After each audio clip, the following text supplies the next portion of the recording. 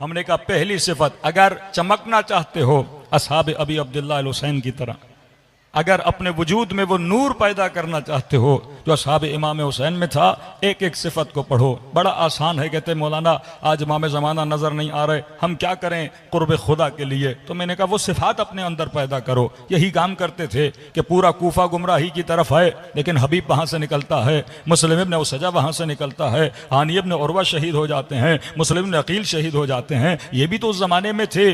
उन लोगों के लिए शैतान ने किसी और चीज़ को कमाल बनाया, लेकिन इनके पास विलायत की ऐनक थी जिसके जरिए से ये स्कैन कर पाते थे कि हक क्या है और बातिल क्या है। मैंने शायद कल या परसों की मजलिस में भी आपको ये अर्ज किया था कि बंदों में जब गुमराही फैलती है तो बंदगान खुदा में, अब देखिए उम्मत क्या करे, उम्मत तो परेशान है।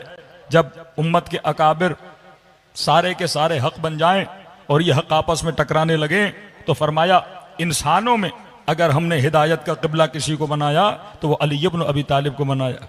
अहादीस जब आपस में टकरा जाएं और समझ में न आए कि सारे के सारे मौलवी हदीस पढ़ रहे हों, कि आज का जवान यूनिवर्सिटी का पढ़ा लिखा कहे कि मैंने राह हक की तलाश में जाना है, बरेलवियों के मदरसे में जाए तो एक बात सुने, अहले हदीस के मदरसे में जाए तो दूसरी बात सुने, शियों के मदरसों में आए तो तीसरी बात सुने। अब ये जवान कंफ्यूज हो जाता है कि मौलाना हम तो दीन हासिल करने के लिए गए थे, किसी ने यहाँ तक बोल दिया कि रमज़ान शो होता है, चार चार मौलवी टीवी पर बैठे रहते हैं, एक सवाल होता है, चारों के चारों मुख्तलिफ बातें कर रहे होते हैं, यहाँ तक कि बहस इतनी गर्म हो जाती है कि एक दूसरे से लड़ना शुरू हो जाते हैं। क्या जो मदरसों में जाके इतना दीन पढ़ के इनको पता नहीं लगा कि हक व बातिल क्या है, तो हमें कैसे पता लगेगा चार किताबें पढ़ के कि हक क्या है बातिल क्या है? तो आज की नस्ल कंफ्यूज होती जा रही है। हक व बातिल को पहचानने में ये रसूल खुदा थे जिन्होंने इंसान को बता दिया कि हक क्या है और बातिल क्या है।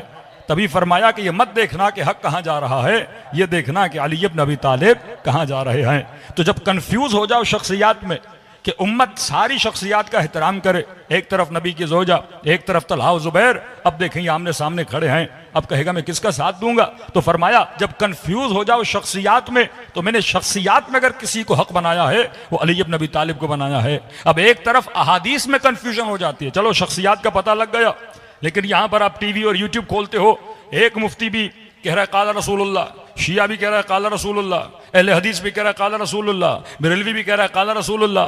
अब उम्मत तो रसूल को मानती है ना, अब दोनों ने मदरसों से पढ़ा है, ये भी कह रहा है रसूल ने कहा, ये भी कह रहा है रसूल ने कहा, और इतना कॉन्ट्रोडक्शन है ना हदीस में। एक तरफ रसूल कह रहे हैं जुल्म के खिलाफ आवाज उठाओ, दूसरी तरफ कह रहे हैं हाकिम जालिम भी हो लेकिन बोलने की इजाजत नहीं है। एक तरफ बोले कि आमिर बिल मारूफ व नही अनिल मुनकर, कि बुराई को मिटाओ अच्छाई को आम करो, दूसरी तरफ कहें कि अगर हाकिम फासिक भी है, फाजिर भी है, शैतान की आवाज उसके अंदर से आ रही, तुम्हारे दीन को भी फासिद कर रहा है, तुम्हें इजाजत नहीं कि तुम हाकिम के खिलाफ क़ियाम करो। अब यह परेशान हो जाता है। फरमाया जब अफराद में कॉन्ट्रोडक्शन आ जाए तो फरमाया अली को देखना कि अली कहाँ जा रहा है, जहां अली जाएगा वहां हक जाएगा। और फरमाया जब अहादीस में ट्रेडिशंस में कॉन्ट्रोडक्शन नजर आए तो हदीस किसके साथ मिलाना, कुरान की आयत के साथ लाना। बड़े से बड़ा मुफ्ती भी कहे कि यजीद पे लाना नहीं आती, लेकिन कुरान की आयत उठाना। खुदा कह रहा है लानतुल्लाहि अलल कौमिज़ ज़ालिमीन, अल्लाह की लानत है जालिमों पर। तो अगर हदीस कुरान की आयत से टकरा रही है तो फरमाइए मेरी हदीस नहीं है, इसे या दीवार पर मारो या जूते की नोक पे रखो, क्योंकि कभी भी नबी कुरान के खिलाफ बात नहीं कर सकते। जो कुरान बोलता है उसी की तशरीह मोहम्मद रसूलुल्लाह करते।